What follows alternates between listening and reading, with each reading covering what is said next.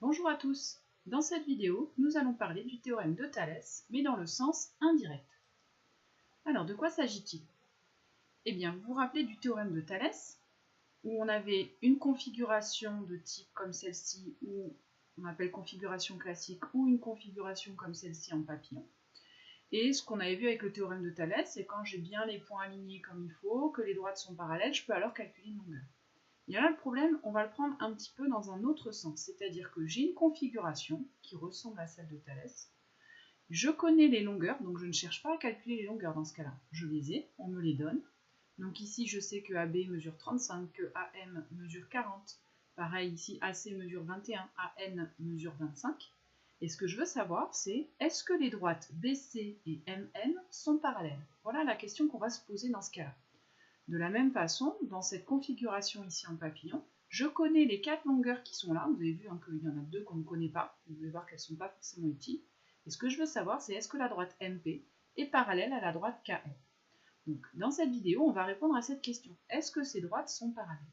On va commencer avec la propriété. La propriété est la suivante. J'ai une configuration de Thalès, c'est-à-dire soit la configuration classique, soit la configuration papillon. Donc, mes points sont alignés. D'accord? Les droites ne sont pas parallèles, mais par contre, j'ai les 3 points alignés ici, A, B, D, A, C, E, ici sont alignés. De la même manière, A, B, D et A, C, E sont alignés aussi dans le même ordre dans ce cas-là. Et premier cas de figure, je connais ici les rapports, les 3 rapports. Vous vous rappelez, dans le théorème de Thalès, on donnait que ces 3 rapports étaient égaux. Ben là, pour l'instant, je ne sais pas s'ils sont égaux, puisque pour l'instant, je ne sais pas si mes droites sont parallèles.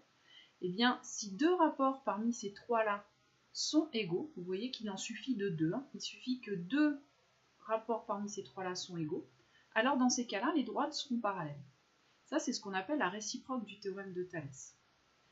Par contre, si 2 rapports, il en suffit de 2, parmi ces 3-là ne sont pas égaux, alors les droites ne sont pas parallèles. Et ça, c'est ce qu'on appelle la contraposée du théorème de Thalès.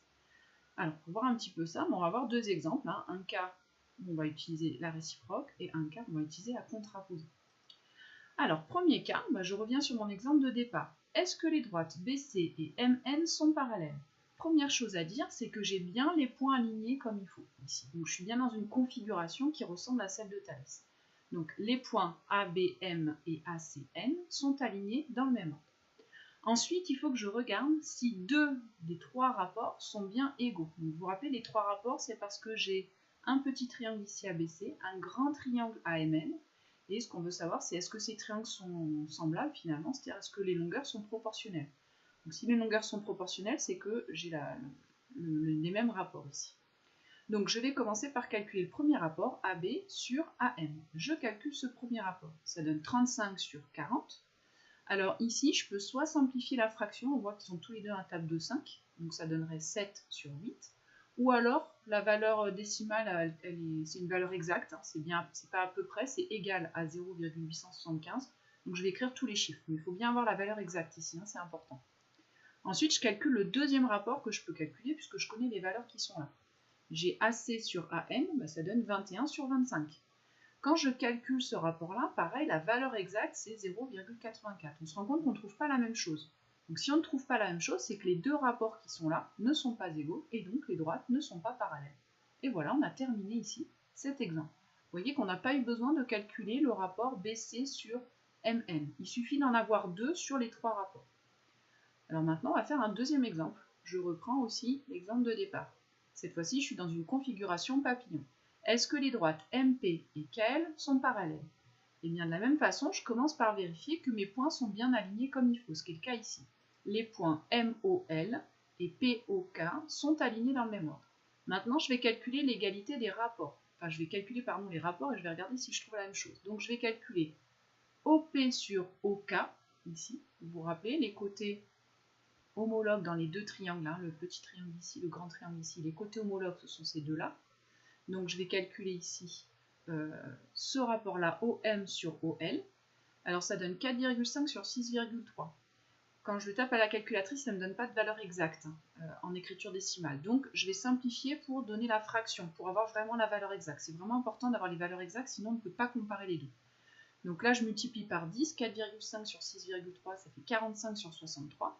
Et en simplifiant par 9, on trouve 5 septièmes. Je calcule le deuxième rapport de la même façon, 2,5 sur 3,5, ça donne 25 sur 35. En simplifiant par 5, je trouve 5 septièmes. Autrement dit, je trouve la même chose. Donc ici, les deux rapports sont égaux, et donc les droites sont bien parallèles.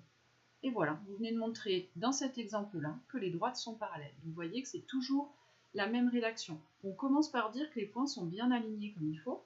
On calcule un premier rapport d'un côté, on regarde ce que ça donne, on fait attention à donner bien la valeur exacte. On calcule un deuxième rapport, bien séparément, je note pas que c'est égal, je les calcule séparément, et après je regarde si je trouve pareil ou pas. Et bien voilà, cette vidéo est terminée.